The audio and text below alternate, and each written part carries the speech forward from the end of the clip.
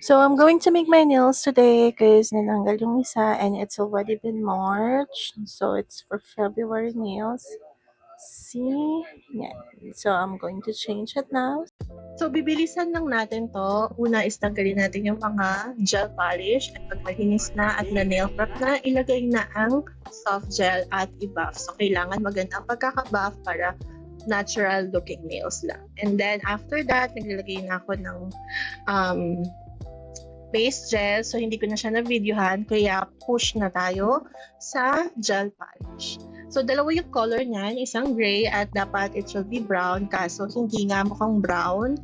Parang nagiging medyo maroon siya. Ayun. And pasensya na po kung ganyan yung quality ng video kasi hindi ko kayang mag-video while nagagawa ng nails ko. So, ako lang talaga yung gumagawa ng nails ko since then.